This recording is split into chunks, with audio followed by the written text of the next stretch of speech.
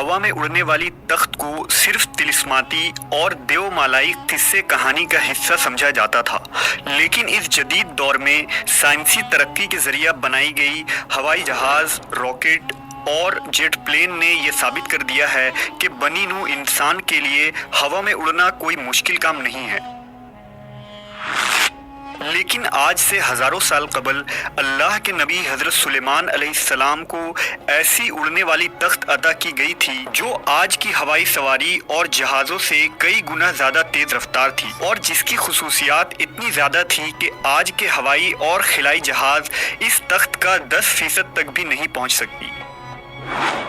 हज़रत सुलेमान अलैहिस्सलाम अल्लाह के ऐसे बरगुज़ीदा नबी थे जिन्हें मनसब नबूवत के साथ साथ अजीम तरीन बादशाहत हुकूमत से भी नवाजा गया था।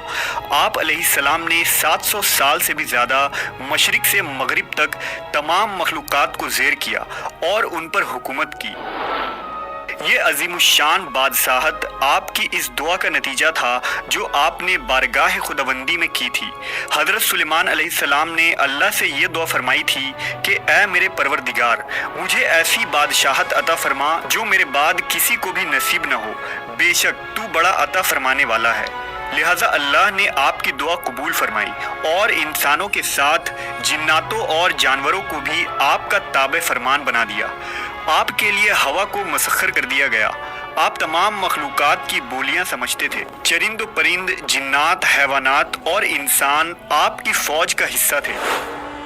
जब हज़रत सुलेमान अलैहिस्सलाम ने हुकूमत संभाली तो आपने एक शानदार तख्त बनवाने का हुक्म दिया जिसकी लंबाई 3 कोस थी। जिन्नातों ने इस अजीम तख्त को बड़ी मेहनत और हुनरमंदी से कई सालों में बनाकर तैयार किया।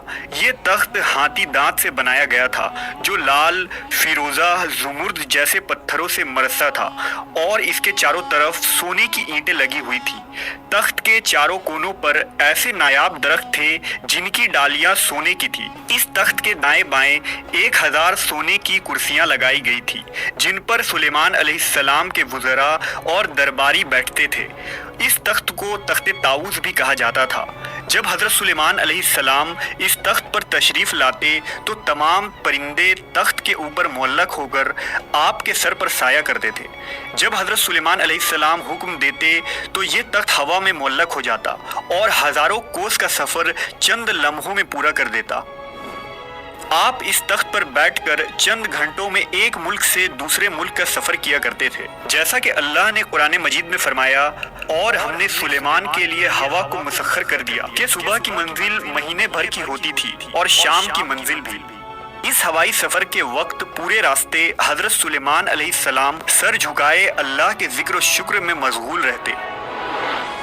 इस तख्त की एक खासियत ये भी थी कि इस पर बैठने वाले लोगों को ये महसूस ही नहीं होता था कि तख्त किस तेज़ रफ्तारी से उड़ रही है। इस तख्त की रफ्तार बेमिसल थी जो किसी भी सवारी के मुकाबले में गैर मामूली थी। अल्लाह ने हवा को हज़रत सुलेमान अलैहिस्सलाम के लिए मसख्खर कर दिया था, इसलिए इस तख्त के लिए चारों सिमत से चलने वाली हवाएं उस सफ़र को आसान कर देती थी। हज़रत सुलेमान अलैहिस्सलाम हमेशा अल्लाह की इन नेमतों का शुक्र बजा लाते और हर वक्त अल्लाह से मुनाजात करते रहते।